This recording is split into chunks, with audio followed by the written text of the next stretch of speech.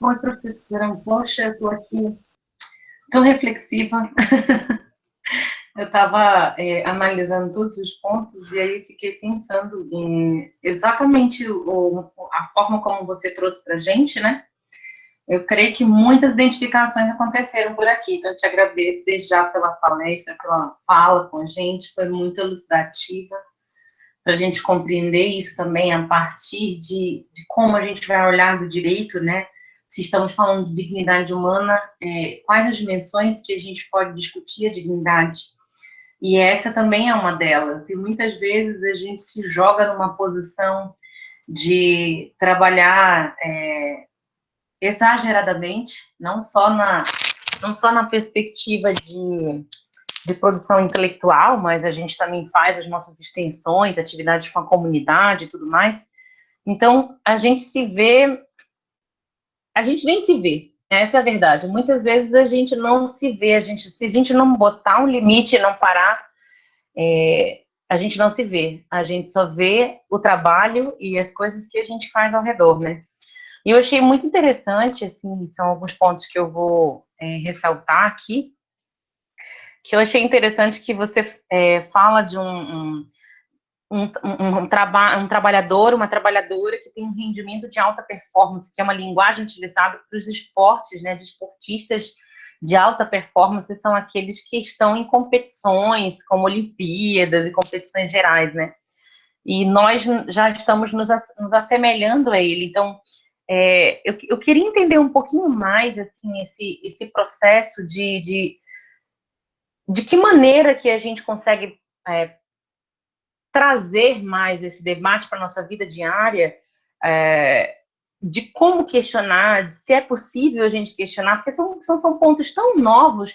Você falando, já existem demandas judiciais sobre burnout, crise de ansiedade e tudo mais, mas como se configura, como o judiciário olha para isso de repente? De que maneira ele olha para isso? Olha de maneira bem aberta para essa problemática, ou existe ainda uma, uma resistência? Porque, assim, eu trabalho na academia, necessariamente, né? Onde eu trabalho, onde eu lido.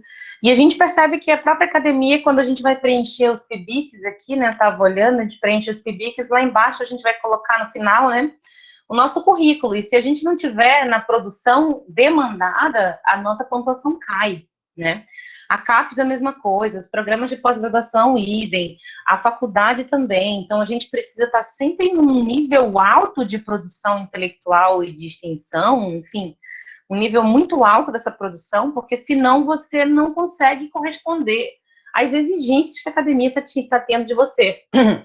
Eu tinha um amigo que era professor da UFPR, e ele costumava dizer que hoje nós parecíamos, quando eu fazia doutorado, né? Então nós parecíamos galinhas poedeiras da CAPES, porque a gente tinha que parir ou botar um ovo todo final de semana, ou seja, um artigo todo final de semana. Como que a gente vai produzir um artigo todo final de semana para compor o desejo da CAPES, né, do CNPq e da universidade, que a gente precisa produzir, ter essa produção intelectual para ter o nosso título, por exemplo. Então, desde esse momento de formação, a gente já é estimulado constantemente a um processo de excepcionalidade, trabalhar num regime de exceção. Então, você trabalhar de madrugada, virar a madrugada, correr atrás das coisas, os eventos são cansativos, os prazos eles vão sempre detonando a gente, né? Quando a gente termina essas atividades, a gente está numa exaustão tão grande que muitas vezes a gente acaba adoecendo, né? Tendo alguns problemas de saúde, problemas emocionais e tudo mais. Mas às vezes, quando nem o problema emocional dá jeito, parece que só o problema de saúde para botar um freio nesse processo. Mas existe outras maneiras da gente conseguir pensar de que maneira a gente pode colocar limites, como é que o direito do trabalho hoje pode atuar nessa limitação, já que a gente tem uma outra versão de enxergar o trabalho e o trabalhador, né, nessa versão do teletrabalho.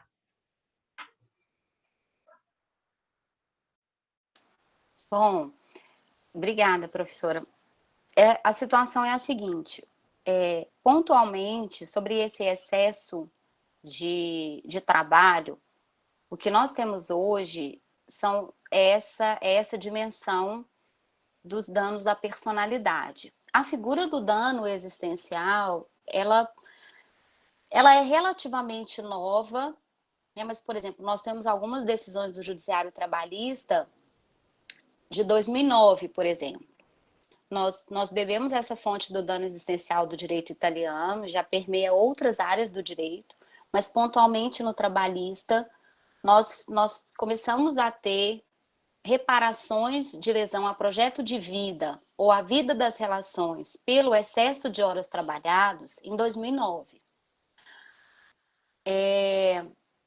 Porém, só em 2017, com a reforma trabalhista, Lei 13.467, 2017, que nós recebemos a inserção de um dispositivo expresso na CLT, que é lá o artigo 223A até o artigo 223G, tratando dessa questão do dano existencial.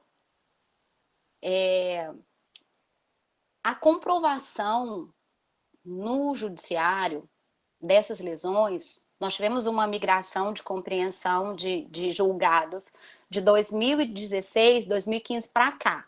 Então, antes, quando a gente alegava apenas o excesso de jornada, já conseguimos a comprovação do ato ilícito, gerava a configuração das características da responsabilidade civil, ficava apto ao reparo, certo? Ao reparo patrimonial. Então, havia uma indenização. Depois de 2015 e 2016 para cá, passou-se a ter a necessidade de indicar comprovadamente qual projeto de vida seu, em concreto, foi lesionado pelo excesso de trabalho. Então, por óbvio, o que a gente teve? Um recuo das decisões condenatórias nesse sentido. E assim, eu vivi isso muito na pele, porque quando eu comecei meu doutorado, eu tinha várias decisões pela condenação nesse sentido, e no meio, o tribunal começou a se posicionar exigindo uma lesão concreta a um projeto de vida ou a vida das relações. Então, eu tinha um recorte de casos, por exemplo, que eram várias decisões, e no final caiu, acho que para 4 ou 5, porque eu tinha que casar ainda com os outros referenciais que eu trabalhava. Mas nós temos um alerta grande dentro do cenário justo-trabalhista, muitos estudos, muitos escritos, muitas questões, inclusive já hoje sobre a desconexão. Nós temos um livro de um autor que é aqui do Amazonas, o Dr. Sandro. Eu posso até depois passar para a senhora passar para os demais, que é esse direito à desconexão, né? Ele e uma autora também daqui, que escreveram esse livro. Temos vários escritos já abordando essa questão. Eu penso que trafega muito mais, professora Carol, por esse cenário da normopatia, que nós temos tão impregnados de que é natural esse excesso, dessa alta performance a todo momento, que se nós não estamos inseridos naquela área específica, talvez a gente nem compreende isso como um problema, né? Então, assim, nós discutimos a questão da subjetividade, né, e do espaço territorial. Então, assim, todas essas práticas judiciárias são propulsoras dessa subjetividade. É muito difícil para um magistrado analisar, muito difícil para um magistrado analisar, né? Até que ponto? E aí nós já temos uma outra discussão, que é no sentido de que tem que ficar muito claro se de fato para aquele trabalhador ou para aquela trabalhadora, essa situação toda de alta performance, de hiperfuncionamento, não era o seu próprio projeto de vida. Porque nós podemos ter pessoas apaixonadas pelo trabalho. Porque o que acontece muito? O trabalhador vai indo bem ali até o momento que ele é demitido. Quando ele é demitido, ele cai nesse vazio. Há um rompimento, há um córtex muito profundo. Rompe esse pertencimento. E sobra qual alça? A alça de procurar, então, o judiciário para ver indenizado. Pelo tempo de vida que eu gastei, pelo tempo de vida relacional que eu não tive, pelos projetos de vida que eu não executei. E aí a gente tem que ver lá o seguinte, mas você participava dos pools de progressão na carreira? Você entrava para competir aos cargos que você queria? Percebe? Então aí fica Dúbio? Não, mas então até aqui estava indo tudo bem. Então, assim, essa discussão, ela é interminável, né? Porque, assim, nem mesmo na minha tese eu consegui bater o martelo se esse trabalhador tinha ou não culpa pelo excesso de trabalho, por mais que ele tivesse essas características inerentes ao hiperfuncionamento. E aí, eu indico um filme para o pessoal assistir, que vale muito a pena, professora Carol, que é aquele filme, não sei se vocês já assistiram, Amor Sem Escalas, com George Clooney. Fala exatamente o que nós conversamos hoje aqui. Tem uma discussão no filme que permeia a possibilidade dele ser substituído pelas entrevistas por modo remoto, porque ele era um sujeito, não pode, como é que fala? Spoiler, né? Que é mais moderno falar agora, mas não é bem um spoiler, mas é para vocês entenderem o contexto. Ele tem risco dele ser substituído por máquina, de substituírem, ele ia nos locais para despedir as pessoas. Então ele ouvia essas frases todas. Não, mas eu trabalhei 17 anos para essa empresa, eu dei tudo de mim, eu dei a minha vida por essa empresa. Mas espera aí, a pessoa também ganhou alguma coisa em troca, né? Esse pertencimento também existia. E aí, quando vem o rompimento, é que fica ruim. Então, assim, as reflexividades já estão até mesmo nesse patamar, né? É muito complexificado, é como eu coloquei lá no começo, é um contexto complexificado, mas as bases da tutela, né, nós bebemos de uma fonte inicial, que são os direitos humanos, e viemos aí nesse desdobramento da dignidade do trabalhador, na sua noção mais ampla de dignidade. E aí, professora Carol, nós temos que também ter um lugar de proteção ao sujeito hiperempregado, aos altos executivos, aos altos empregados, que muitas vezes têm um assujeitamento maior do que o empregado com um contrato de trabalho mais simples, por conta, às vezes, da dificuldade de recolocação, dependendo do cenário que ele tiver. Então, o CEO de uma grande empresa pode ter dificuldade de se recolocar e uma pessoa que trabalha, talvez, como um trabalhador número, né, que não tem aquela identificação pessoal tão forte, entende? Como talvez um vendedor, alguma situação assim. Então, a proposta é trabalhar essa expansão de tutela do direito social para todos aqueles que executam o contrato de trabalho, independente da sua natureza, porque o assujeitamento existe por conta da subordinação e da relevância da relação do trabalho. E aí, sem me apegar à distinção técnica de relação de trabalho e emprego, falo relações trabalhistas, então, né? E da relevância que o trabalho ocupa na vida das pessoas, mesmo que seja para mera subsistência. Não é uma opção, amanhã eu não quero trabalhar. Não é uma opção, né? Não sei se eu consegui responder, mas eu acho que eu só criei mais e mais perguntas, mas é o campo da reflexão. A intenção era essa mesmo. Exatamente. Uma coisa que eu fiquei, assim, me perguntando bastante também, professora, daí eu não sei se mais alguém vai ter essa dúvida, vai perguntar aqui também com a gente, mas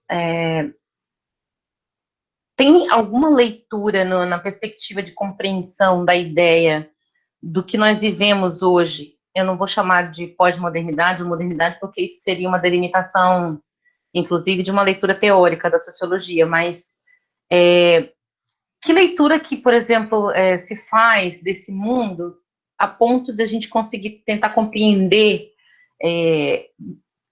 por que nós entramos nessas jornadas exaustivas de trabalho, nessa perspectiva de um trabalho onde nós temos que ser excepcionais, nessa perspectiva competitiva de que não há lugar ao sol para todas as pessoas, na dificuldade de colaboração, inclusive, né? As pessoas não colaboram entre si para não perderem suas oportunidades individuais.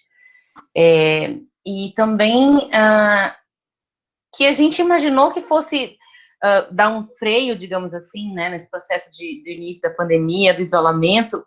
A gente imaginou, muitas pessoas chegaram e falaram, né, é necessário parar, é necessário se olhar, é necessário fazer pausas naquilo que você está fazendo, naquilo que o sistema nos impõe, o sistema, eu digo, como um todo da sociedade, né, para que a gente possa olhar pontos específicos, seja na família, seja individuais, e aí nós estamos percebendo que mesmo com essa parada física, né, de você sair para trabalhar, você não faz isso agora nesse momento, nem todo mundo está fazendo isso, né?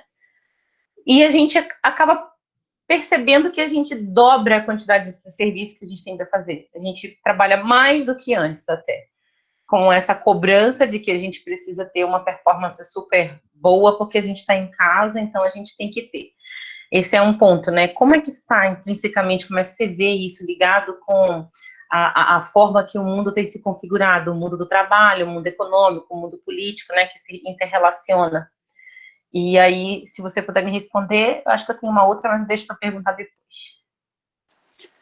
Então, uma parte eu destino a responsabilidade desse modus operandi de trabalho nosso hoje a justamente esse esvaziamento da representação simbólica da desconexão, sabe? Que nós tínhamos antes no trabalho físico, né, no trabalho presencial, sabe? Gente, por mais que fosse, eu fico 2 horas dentro do ônibus, eu fico 2 horas dentro do carro, eu vou caminhando, eu vou de bicicleta, mas esse rompimento, ele é muito simbólico. Ele é muito simbólico. É aquela sensação de quando você sai daquele espaço físico, né? Então, quando isso não existe, então, assim, fica muito mais complicado. Eu atribuo uma parcela dessa hiperconexão, desse hiperfuncionamento nesse cenário específico da pandemia, que nós não podemos desconsiderar, porque, veja, muitas coisas nós só conseguimos discutir hoje, professora Carol, talvez porque nós vivemos isso, né? Eu vi algumas posições aqui no chat. Nós só conseguimos refletir sobre isso porque estamos experienciando sobre isso. Até porque o teletrabalho, em condições normais de temperatura e pressão, ele tem uma configuração diferente do que hoje nós fazemos. Isso não é teletrabalho, igual o pessoal tem brincado que isso não é AD, isso é ensino remoto, não tem todas essas discussões que estão aí no nosso campo, né? A gente está tentando dar uma solução para algumas coisas, né? Tanto que eu falo assim, eu me recuso a falar esse trem de novo normal. Entendeu? Não quero. Não, por favor. Não quero que isso seja o novo normal, né? Tanto que, assim, eu tenho falado isso em todas as palestras e reuniões minhas, assim, minhas férias estão chegando, gente, e eu vou usufruir de férias. Tá todo mundo falando como que você vai usufruir de férias para não ir em lugar nenhum? Sim, vou, porque aí eu vou me desconectar, porque eu tô trabalhando muito, né? E assim, e aí eu faço um depoimento pessoal. Olha só, eu estudo, de certa forma, isso desde a época do meu mestrado, né? Essas questões de dano existencial, de hiperfuncionamento, e eu não consegui me programar para fazer um teletrabalho em que eu conseguisse esses simbólicos de desconexão. Eu presumo que a gente fosse conseguir, né? Mas aí também tem aquele trem de que santo de casa não faz milagre, né? Então, assim, uma parte é isso. Agora, tem o autor, que é o Bauman, Zygmunt Bauman, que fala desse trespasse nas várias obras dele, de como nós chegamos dessa situação. Então, tem a modernidade líquida, tem vida líquida, tem o próprio amor líquido, em todos os campos de relação. São leituras de, né? Meus alunos do mestrado todos estão lendo, porque a gente consegue entender, né, como que nós entramos nessa situação, como um desdobramento mesmo do sistema que nós experimentamos, né, e o que tínhamos de ferramenta para trabalhar. Agora, tem que ter um limite, professora Carol. Por quê? Quando nós estamos em alta pressão, isso nem sempre é num grande período. Agora, nós estamos em alta pressão por um período já extenso. Agora, você imagina um trabalhador que está assim há 10 anos, há 8 anos, há 9 anos, há 15 anos, né? Então, nós temos que saber fazer a desconexão. Vamos aprender, né? Aprendemos tudo. Então, vamos aprender a fazer a desconexão. E aí tem várias e várias sugestões, né? Desde coisas simples, a você não deixar a notificação na tela do seu telefone, da chegada de mensagem ou ali, mas é muito, muito difícil, né? Passa por uma questão de perfil também, né? Mas a gente precisa aprender. É um trabalho solo, inicialmente, e é também, e aí a gente cai um pouco nessa questão da desconexão, do dever de desconexão, que é originário lá do empregador, o seu chefe, não te demandar fora do seu horário de trabalho, porque ele tem o seu horário de trabalho, certo? Sobretudo para esses trabalhadores que migraram para o teletrabalho a fórceps, esse teletrabalho garantia da vida, teletrabalho, entre aspas, vacina Covid, que é o que nós temos. Ele não te demandar no horário que não é o horário de trabalho, né? Então, existe essa discussão. Porque, assim, é muito difícil o trabalhador dizer o seguinte, chegou uma mensagem aqui do meu chefe. Não vou responder hoje não, vou responder só amanhã. Mas, normalmente, o que a gente faz? Eu vou responder agora para ele ver que eu estou trabalhando, para ele ver que eu sou altamente produtivo, e aí o meu lugar ao sol ali está garantido, né? Então, assim, esse filme que eu comentei antes, O Amor Sem Escalas, ele tem todos esses cenários. Ele é um filme que eu sugiro assim, para todo mundo assistir, depois de ter feito uma reflexividade sobre essa. Ele é bem legal, bem legal.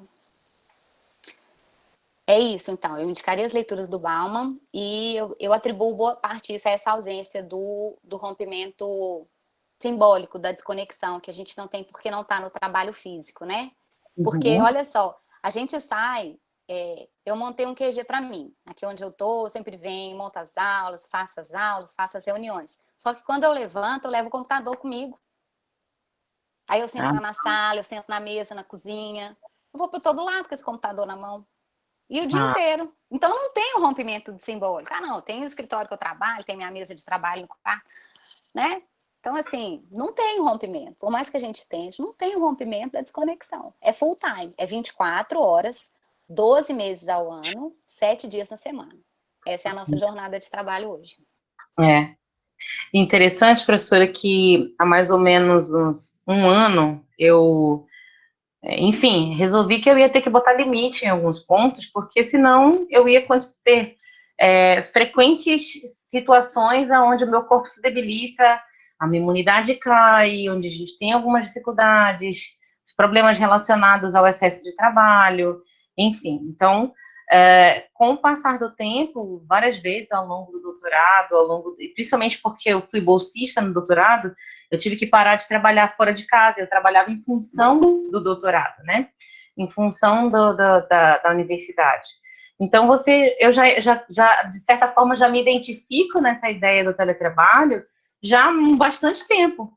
Então, você começa a entrar não sei se é porque também eu fui estudar no Sul, e o Sul tem uma concepção de produtividade talvez maior do que a nossa, né, mais cruel com o horário, com o tempo, com a produtividade, com a qualidade, quantidade do que se faz, então a competitividade é muito alta. Aqui em Manaus eu vejo que as pessoas às vezes têm tempo ainda de tomar banho de garapé, pelo menos eu estabeleci isso para mim. Então eu falei, meu celular de trabalho é funciona das 8 às 18, segunda a sexta, fora isso eu só atendo em emergências. Eu não tenho por que fazer outras atividades além do que eu posso, porque senão eu não vou cuidar de mim. Mas isso depois de 7 anos de análise para eu conseguir entender que eu precisava parar e que eu poderia parar e que isso não ia me prejudicar. Eu ficar um final de semana com a minha família, ir para Presidente Figueiredo, tomar um café em Rio Preta Eva, ou ficar só na minha casa com meu pai, por exemplo, essa semana de PIBIC, né? Tá bem corrido, o observatório está com 12 projetos, a gente está atrás de orientação, arrumando, organizando, então, e ajudando, como o prazo tinha sido suspenso, agora voltou o prazo, ficou todo mundo correndo, e a gente está se ajudando. Só que, nesse ponto, eu não consegui visitar meus pais no final de semana, que já tem uma certa idade, que gostam de que a gente vá lá, que diga oi. E aí meu pai sempre me responde, minha filha, quando é que tu vai vir aqui? Minha filha, quando tu vai vir aqui? A minha avó, da mesma forma, manda uma mensagem. Poxa, tu não me mandaste mais uma mensagem. Mesmo eu fazendo todo esse processo de me desconectar a partir das 18 horas, desligar o telefone, só responder no dia seguinte, eu me obriguei a fazer isso. Se eu deixar no telefone pessoal as minhas atividades de trabalho misturada com a atividade pessoal, não adianta, eu vou produzir 24 horas por dia. Eu vou atender aluno 5, meia-noite, 5 horas da manhã, a hora que for. Porque, infelizmente, eu fui educada para esse tipo de comportamento, né? E aí, também desligo tudo. Fica aqui, eu tenho um escritóriozinho, onde eu tenho meu computador, minhas coisas, desligo tudo. Acabou, desliguei aqui, não levo nem nada. Meu celular, às vezes, eu deixo no escritório. E eu fico desconectada na minha sala, quieta, faço as coisas que eu tenho que fazer, porque senão eu sinto que, inclusive, a nossa produção começa a decair muito. Porque a gente não tem nenhum momento em que a gente possa parar, refletir, amadurecer as leituras, se voltar para a gente, para ver se a gente está bem, se o corpo está bem. Porque muitas vezes, o que eu percebo, assim, né, ao longo desse processo terapêutico de autoconhecimento e de se cuidar, né, a gente não se percebe e não tem noção de quais necessidades o nosso corpo está pedindo e a nossa mente está pedindo, né? Se é descanso, se é parar, se é ir ao médico, se eu estou sentindo. Então, quando a gente vai sentir um problema, quando a gente está na exaustão do trabalho, o problema já está bem avançado e às vezes a gente não tem muita coisa que fazer, né? Então, eu já me vi várias vezes nessas situações de chegar num problema sério de saúde e só procurar um médico quando eu já não tenho mais como resolver com um comprimido para dor em casa. Então, a gente faz isso porque, infelizmente, a estrutura, e o que é mais interessante, né, que a academia se propõe a essa reflexividade, como você fala, se propõe a esses debates, mas nós, entre nós, pesquisadores, professores, nós temos a mesma lógica de um capitalismo selvagem ou coisa pior, de que a gente precisa produzir, que precisa fazer, que isso, que aquilo. Então, são uns ditames muito difíceis, e uma coisa que a gente observa muito na academia também é um assédio moral de orientadores com orientandos, pelo excesso de cobrança, excesso de trabalho, excesso de tudo, né? Que você, enfim, eu fiz muitas atividades durante o meu doutorado, muitas mesmo. Talvez eu tivesse feito menos hoje, conhecendo um pouco mais sobre isso, mas a gente fazia tudo o que podia, ainda mais quando a gente está longe da família, que a gente não tem a obrigação de domingo parar para dar atenção para a família. Passei quase 10 anos desse jeito, domingo eu passava o dia inteiro trabalhando, sábado o dia inteiro trabalhando. Então, raramente fazia uma coisa que era para mim ou para o meu bem-estar. Mas é um processo de construção, a gente acaba virando uma maquininha de produzir. E aí a gente começa a perceber que a produção também não vai ficando legal, vai ficando uma produção deficiente. Professora, bem que tem duas dúvidas, né? O Igor Zani, a Karine, tem mais até. O Diego, também, Diego Pontijo. Eu vou começar com o Igor Zani, que foi o primeiro que lançou a pergunta aqui. Igor, se você quiser falar, também fique à vontade, tá, querido? Você já conhece como funciona o grupo. Oi, professora. Posso falar sim? Então, pronto, faça a pergunta ao vivo. Queria agradecer a professora Carla. A professora Carla sabe que eu sou fã do trabalho dela já. Então, é só aí externar como é bom ouvir sobre o tema, né? A disciplina do mestrado tem sido incrível, e ainda mais com um tema tão sensível em tempo de pandemia. Eu já conversei um pouco com a professora sobre a pergunta em outras oportunidades, mas é bom saber porque é uma mudança de paradigma mesmo do direito do trabalho. Se ela entende que a subjetividade do trabalhador, em algum momento, se ela já pode, ou tem que ser realmente alterada a legislação, para garantir que a subjetividade, para uma possível concorrência da culpa dele, para esses casos de jornadas extenuantes, hiperfuncionamento, se já pode ser utilizado isso para ferir indenizações por dano existencial, se o direito do trabalho está preparado para receber esse tipo de análise subjetiva, né, porque a gente tem que lembrar que é o juiz que faz essa mensuração, e é difícil, né, você até provar isso, mas é legal discutir porque abre um pouco a nossa mente sobre a questão do princípio da proteção utilizado para esses casos do trabalho em si, né, da jornada em si, né? Mas era essa a pergunta, professora. Obrigado. Obrigada. Então, eu vou só fazer um comentário breve na colocação da professora Carol.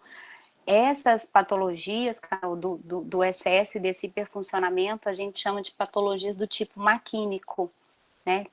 quando você comenta que a gente começa a trabalhar como se fôssemos máquinas, né?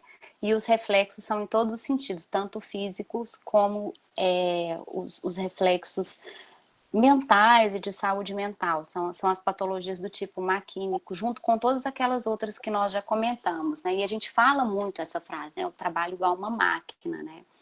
E é interessante que, em um determinado momento, essa fala, ela exalta, e em outro momento essa fala, ela degrada, né? A gente já caminha para a sucumbência, né? Nós conseguimos experimentar os dois polos, por isso que a gente fala no contexto paradoxal muito complexificado, né? É muito, muito complexificado. E, Igor, vamos lá. Obrigada pela sua pergunta. Nós realmente já conversamos sobre isso algumas vezes, começamos a conversar, né? Bom,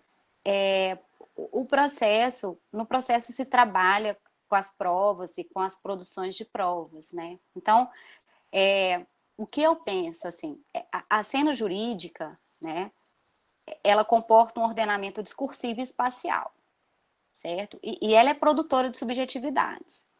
Quando a gente fala em análise de subjetividade, a gente precisa se amparar em algumas metodologias.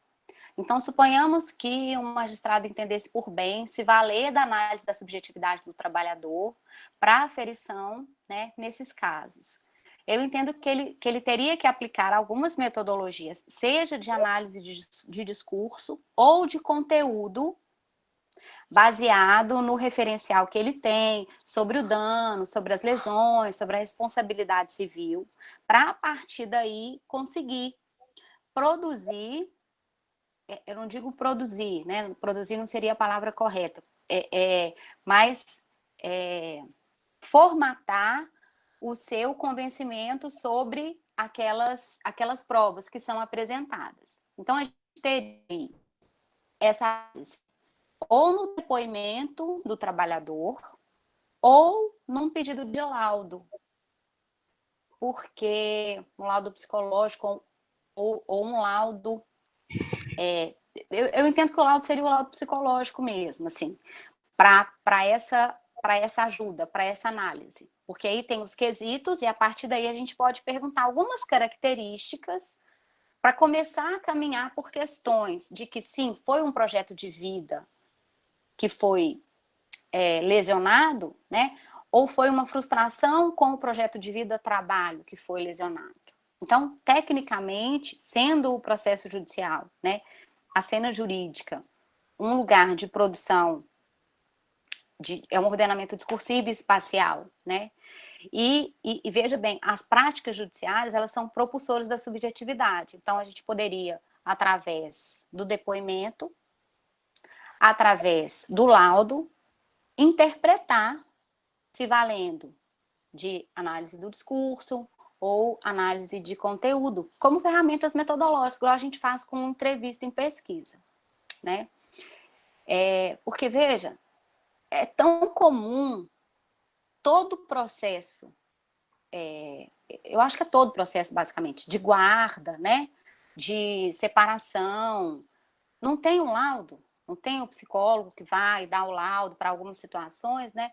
E na tutela trabalhista, que nós estamos também diante de um, a priori, vulnerável, uma pessoa sob assujeitamento, que é o trabalhador, por que então eu também não pedir um apoio para um laudo, né? De um laudo técnico, de um profissional, para poder talvez me ajudar? Ventiladas as possibilidades, já ultrapassada a questão da responsabilidade civil. Então, assim, se deu aquela ponta de dúvida, né? Ventilando-se essa possibilidade, talvez, né, uma proposta de caminho fosse essa, para resguardar mais. Porque aí, tecnicamente, a gente poderia ter uma produção, o magistrado talvez pudesse estar mais amparado tecnicamente. Então, viria o laudo, ele interpreta o laudo, tem o depoimento, ele interpreta o depoimento, né? Isso aí demanda estudo, demanda essa possibilidade de opção, demanda um treinamento e demanda... são novos tempos, são novas questões, mas é uma realidade que está presente, né? O direito caminha mas nós caminhamos, às vezes, devagar, diante de algumas demandas que nós já temos, né? Que o tecido social já está impregnado, né? Aí a gente vem. Então, assim, é um caminhar, mas precisamos começar de alguma forma, né? Precisamos começar. Então, eu não entendo que seria necessário uma disposição, uma nova disposição legal. Porque aí a gente cai numa outra temática que nós já discutimos na aula, que é esse excesso de juridicização, excesso de judicialização, que é criar nome para dano, nome para instituto jurídico, criar nome para ação, criar nome para processo, né? E talvez, aí às vezes a gente se apropria de universais que não são universais estrangeiros para poder aplicar aqui, a realidade é muito diferente, né? Então, assim, eu não acho que precisaria criar, mas talvez traçar um caminho muito bem amarrado, muito bem seguro, se valendo dessas técnicas. O depoimento, para analisar a subjetividade, você opta análise do discurso, análise de conteúdo, um ou outro, né? Ou o laudo. E em cima do laudo você também aplica e pode aquilo para ajudar a formatar o convencimento. Eu penso dessa forma. Ok? Obrigada pela sua pergunta. Muito bom. Obrigado, professora. Obrigada também, Igor. A Carinha também fez uma pergunta. Se a Carinha quiser falar também com o Igor, fique à vontade, Carinha. Eu queria só falar rapidinho sobre a minha pergunta, ela é mais simples, né, para querer ouvir um pouquinho da professora Carla, né, sobre essa questão do teletrabalho, né, qual é a perspectiva da professora para o teletrabalho no futuro, né, qual é a importância que a iniciativa privada, que o serviço público vai dar, né, será que a gente está preparado para essa nova rotina de trabalho, né? Porque essa pergunta também surge muito porque na disciplina da professora Carla do mestrado, a gente está escrevendo um artigo com essa temática do teletrabalho, voltado ao serviço público, mas eu queria saber um pouquinho da visão da professora quanto a isso. Obrigada. Oi, Karine. Obrigada pela sua pergunta. Então, gente, nós não estamos preparados, não. Não estamos treinados, não. Não foi treinamento isso que a gente teve. Conseguimos sobreviver. Não estamos. Não supervalorizo o teletrabalho, né, por conta de todas essas exposições que eu coloquei, né? Meus olhos não brilham quando eu falo de teletrabalho, nesse contexto que nós temos hoje, porque o que foi colocado, né, isso demanda, assim, muito tempo de treinamento, muito tempo de adequação, e eu sou muito de trabalhar com o que a gente tem. E eu acho que as empresas não têm estrutura, nem o serviço público tem estrutura. Então, ao mesmo passo que eu já perguntei se alguns servidores puderam usar o maquinário que era do setor que eles trabalhavam, né, para levar para casa. Alguns não. E alguns não conseguiram executar o teletrabalho porque não tinham internet e não conseguiria fazer as suas expensas, sabe? Então, assim, o teletrabalho foi uma solução, Eu quero deixar claro aqui que eu não estou falando contra o teletrabalho. Eu constato algumas limitações, inclusive eu disse, né? Foi tempo de vida? Sim, foi tempo de vida, ainda bem. Mas nós não podemos nos vislumbrar, né? E acreditando nessa solução, porque a não ser que nós tenhamos um treinamento que é também um contínuo, né? E muda todo um outro contexto de vida e de trabalho. Então, assim, eu acho que nós não estamos preparados, não estamos treinados, né? Não gosto desse novo normal, né? Acho que era o que tinha, que bom que pudemos fazer, graças a Deus, né? Que ainda podemos, porque realmente, assim, em algumas situações nós ainda não temos condição de realmente de regresso ao trabalho presencial, né? E aí, numa questão de responsabilidade própria e para com o outro, e não obstante os enquadramentos nos critérios de risco, né, objetivos ou não, assim, nós temos que alçar novas opções, né, e o teletrabalho, ele é excepcional, sabe por quê? Ele já vem como exceção na própria CLT, gente. Tem um dispositivo, que é o artigo 62, inciso 3º, que exclui do controle de jornada o teletrabalho. Os trabalhadores em regime de teletrabalho. Então, o sujeito vai trabalhar ininterruptamente, sem a percepção de horas extras. A questão não é nem essa. Há um limite para a execução de horas extras, né? Um limite por conta da saúde física e da saúde mental do trabalhador, né? Então, são muitas questões que o teletrabalho não está apto para resolver. Eu penso que ele tem que ser uma exceção. No momento em que a gente puder falar que ele é exceção, né? Mas, assim, eu tenho muito medo desse trem de novo normal, né? E vocês sabem que eu sou mineira, então sai um trem sempre de alguma forma. Mas não pode ser. Não acho que estamos, viu, Karine? Não acho que estamos. E eu acho que no nosso artigo a gente vai acabar sinalizando isso de alguma forma, tá? Obrigada pela sua pergunta, querida. Um abraço. Eu agradeço, professora. Obrigada. Obrigada, Karine, pela pergunta. O Diego Contígio tem uma pergunta, ele tem 2 comentários aqui. Também vou abrir a possibilidade, se ele quiser falar ao vivo com a gente, fique à vontade, Diego. Senão eu posso fazer a leitura também, sem problema algum.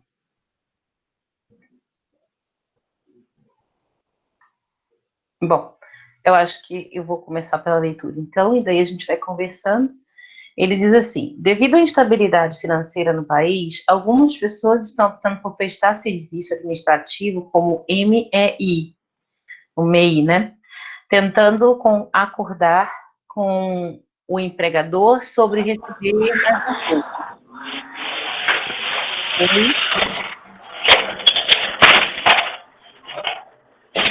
Você vai conversar conosco, Diego? Isso, olá. Ei, irmã, boa tarde. Boa tarde. A minha pergunta é porque o que acontece? Eu sou fotógrafo em Belo Horizonte, eu sou irmão da professora Carla, e alguns profissionais e amigos deixaram de trabalhar como seletista e passaram a abrir MEI. Eu já sou MEI tem uns 6 anos já, e eu falo que é bom você não ter que prestar horário para ninguém. Eu trabalho no meu escritório, tudo ok. Mas algumas pessoas, visando menos despesa para o empregador, têm optado em prestar um serviço no horário administrativo como um MEI. Então, esse empregado ele vai emitir uma nota para o empregador e vai estar tudo ok. Em vez, por exemplo, o salário seria R$ 1.500, o ônus do empregador seria em torno de R$ 2.500, R$ 2.700, e ele vai acabar recebendo aí seus R$ 2.200, R$ 2.300. O empregador ainda fica com uma margem, não tem que pagar o 13º, não tem que pagar o FGTS, e eles acabam fazendo um acordo. Você acha que isso pode virar uma tendência daqui para frente, professora Cacá, irmã? Olá, olha aí meu irmão participando. Gente, alguém desconfiou pela voz do mineiro? Bom, obrigada pela sua pergunta. Pode falar, professora. A gente desconfiou, assim, um pouquinho. Então, uai, mas como assim que dá para desconfiar? Uai, né? Então, foi excelente a sua colocação. Inclusive, dentro desse aspecto, gente, hoje eu estou a indicadora de filmes, tá? Porque depois que a gente começa a discutir essas reflexões, a gente vê. Tem um filme que foi indicado por um colega, aluno nosso lá no mestrado, que é um filme Você Não Estava Aqui. Outro filme que trata dessa questão que o Diego coloca e narra a história das pessoas que optaram por romper o vínculo formal de emprego, né, se constituindo como donos do seu tempo. Então, esse filme trava essa questão. Eu penso que isso pode, sim, ser uma tendência. Mas continuamos com o necessário cuidado com a saúde mental, com o necessário cuidado para o limite de trabalho. Esse filme, eu não sei se você já viu, Di, ele é um filme que está... Você Não Estava Aqui. Depois eu até posso também replicar essas indicações, eu mando para a professora Carol para ela colocar. E tem mais um outro, que Não Sei Como Ela Consegue. São filmes mais antigos, mas, gente, eles transportam tudo que nós conversamos aqui, sobre esse ponto de reflexividade que a gente traçou hoje. Então, assim, eu acho, Diego, que a gente tem que trabalhar com o que a gente tem. Se a pessoa está conseguindo trabalhar, se a pessoa está conseguindo a manutenção do que ela projetou, tanto no aspecto pessoal como no aspecto financeiro, eu entendo que isso seja uma possibilidade. Mas não se deve descartar o cuidado com essa hiperconexão e com esse hiperfuncionamento. Porque uma das questões, né, que estão presentes hoje no teletrabalho é essa falsa ideia de que somos donos do nosso tempo. E aí é que a gente cai nesse contínuo de alta produtividade, de a todo momento eu estar disponível, de eu não falar não, né? Esse filme que eu indiquei agora, do Você Não Estava Aqui, ele traz um retrato, um sujeito que começa a trabalhar, é um cenário muito atual, a gente tem inclusive uma discussão também na seara trabalhista hoje, em torno da questão da uberização, né, das relações. As questões dos trabalhadores por aplicativos, não é? Tivemos todas essas discussões. Então, continuamos com o cuidado. É necessário ter um alerta para as questões de hiperfuncionamento e hiperconexão. Obrigada pela sua participação. Um beijo em todos. Um beijo aí no papai e na mamãe, que estou morrendo de saudade. Nós também. Vejo desde janeiro. Também passei muito tempo morrendo de saudade da minha família, viu? Vixe Maria. E também das coisas que a gente tem aqui, né? Daquele famoso jaraqui frito, a tapioquinha, tacacá. E lá também temos comidas muito boas que só tem lá, né? Então você deve sentir falta. Pois é. Pão de queijo, cafezinho, feijão tropeiro, tudo mais que você imaginar.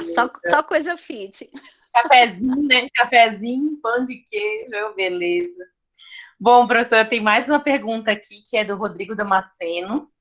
O Rodrigo, se você também quiser se juntar às nossas falas ao vivo, fique à vontade, viu? Boa tarde, professora. Eu também quero parabenizar a professora Carla Vidal pela apresentação. Tive a honra de ser aluno dela e também sou fã do trabalho dela.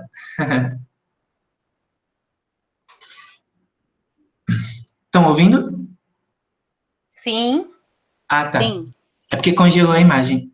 Eu fiz uma pergunta mais ou menos assim. Antes, os benefícios eram próprios dos integrantes da burguesia, aristocracia, nobreza, se passava de pai para filho, como a gente sabe, né? Não era necessário a pessoa que tinha benefícios, né, na sociedade lutar tanto. Aí, com o advento da modernidade, criou-se essa meritocracia, né? Que acaba sendo essa chave de acesso a um outro estrato social. Não seriam esses fenômenos que causam essa hiperconexão ao trabalho, que seria, no caso, da pessoa estar nesse afã de mobilidade social, porque ela é de uma classe social mais baixa e ela tem um afã de ser mais abastada e tudo mais, e cria essa falsa perspectiva de que só com o trabalho, né, ela vai conseguir chegar a outro nível, né? Então, tipo, ela acaba sendo refém, não seria essas algemas da hiperconexão, essa busca desenfreada por acúmulo de riqueza? Oi, Rodrigo. Obrigada pela sua participação. Quanto tempo, hein?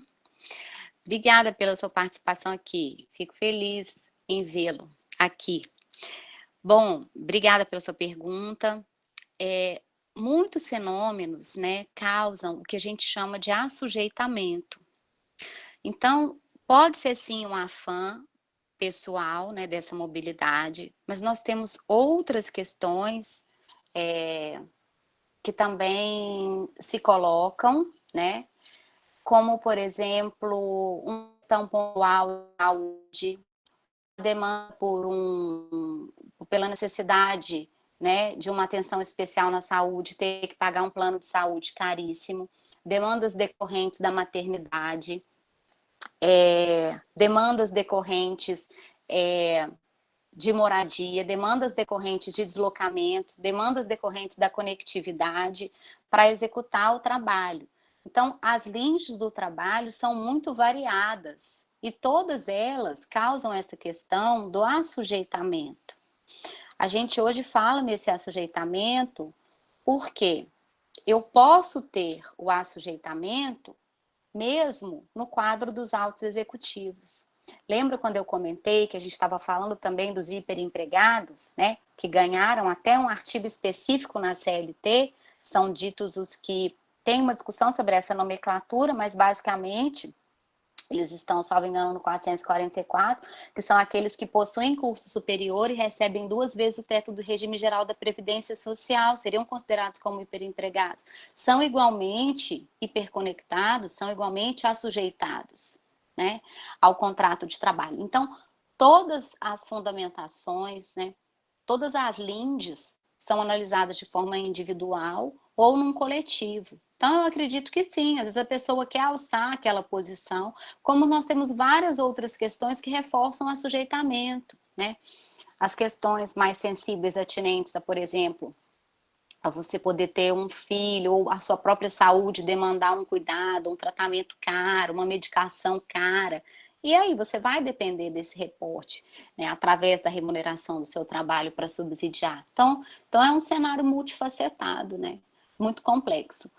Mas sim, temos também como fundamento, né, aqui essa questão da mobilidade e 1 milhão de outras situações, né, dentro desse quadro. Tá ok? Obrigada. Obrigado, professor. Bom, professora, acho que a gente vai se encaminhando para o final da nossa conversa de hoje. Eu só tenho a agradecer, foi muito elucidativo e muito reflexivo para mim. Eu acho que é um processo que a gente tem que reaprender em como se enxergar dentro do ambiente de trabalho, dentro das relações de trabalho, né? Especialmente as mulheres. Eu não digo por mim, porque eu não sou casada e não tenho filhos. Então, a minha rotina tem sido cuidar do meu trabalho, das coisas aqui, da minha casa, mas eu não tenho pessoas que dependem de mim necessariamente. Mas tenho certeza que as mulheres que dependem, que têm suas crianças pequenas e têm que ir pela escola, cuidar dos meninos em casa, fazer tarefa, tem o marido, tem toda uma série de questões que acaba se misturando com o trabalho, né? Já que o trabalho está sendo feito em casa, acaba se mesclando com o trabalho que deixa a mulher extremamente sobrecarregada nesse momento de pandemia, né? E daí, assim, seria meu último comentário de hoje. Se você quiser comentar, fique à vontade. E muito obrigada mais uma vez pela participação, professora.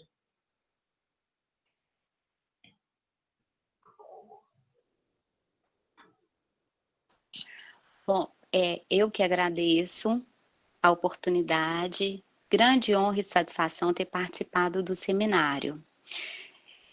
Bem, professora Carol, essa questão, né, das multi-identidades, ela reforça ainda mais, né, a questão do assujeitamento da mulher ao trabalho, porque, veja, muitas vezes é pelo trabalho, né, que ela consegue um pouco se posicionar. Entende? Então, talvez em nenhum momento ela se insurja contra ele. Ainda tem essa questão, né? O trabalho é libertário para muitas mulheres, né? Acredito que para a grande maioria. Então, se insurgir contra aquilo que foi sua alça de salvação, em algum momento é mais complicado. Quando eu falo insurgir, é trazer mesmo à luz algumas reflexividades, assim, essas questões que nós conversamos hoje, né? que são só discussões, e mais para um alerta, né? Aquele alerta, olha, gente, é necessário cuidar da saúde mental do trabalhador e da trabalhadora. Mas, assim, eu falo por mim, né? Eu tenho executado essas multi-identidades, né?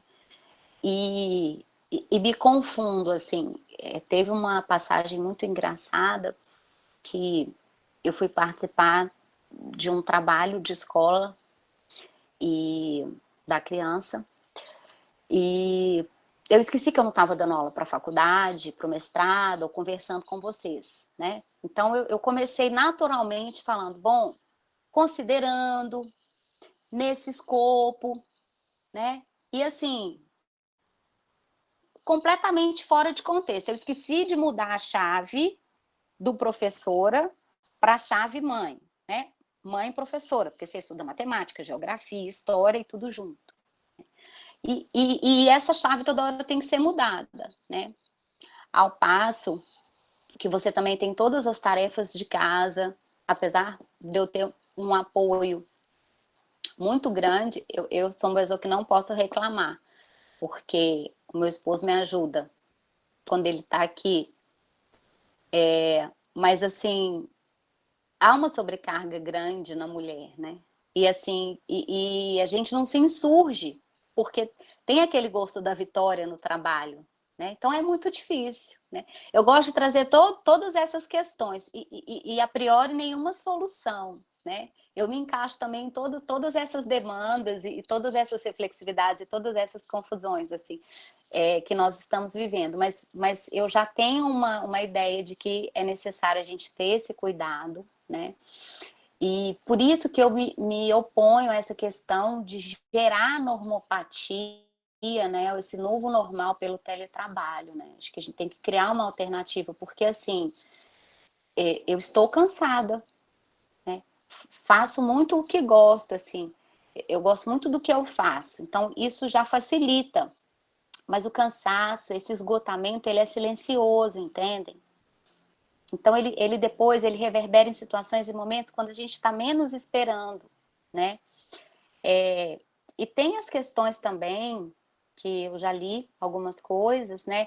O tempo de exposição em frente à tela, né? Nós somos treinados? Quanto tempo que a gente pode ficar? Quanto tempo que tem que parar, né?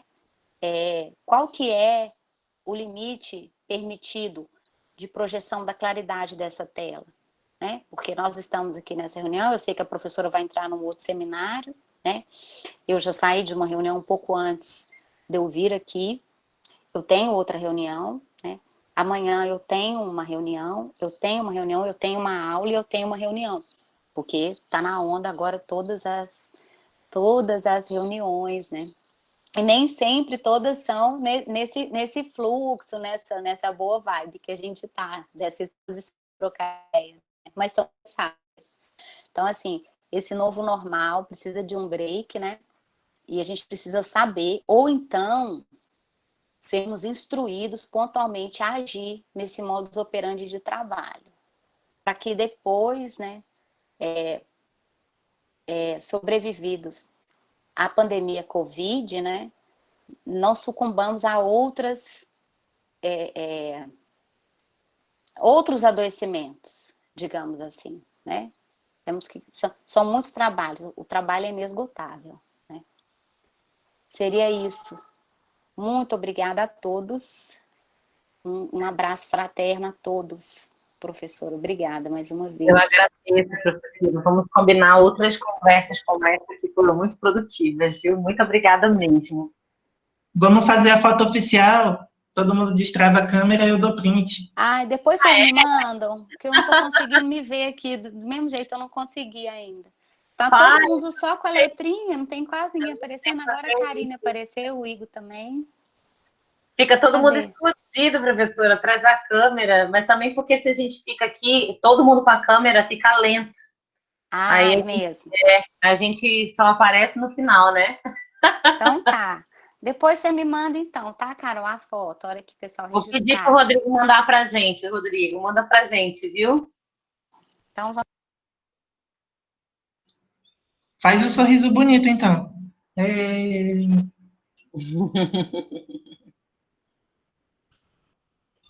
Pronto. Bom, gente, muito obrigada a todo mundo. Daqui a pouco a gente vai ter mais uma outra conversa aqui, ainda tratando de direitos humanos, com as mulheres maravilhosas que a gente traz aqui para dialogar com a gente. Tá bom?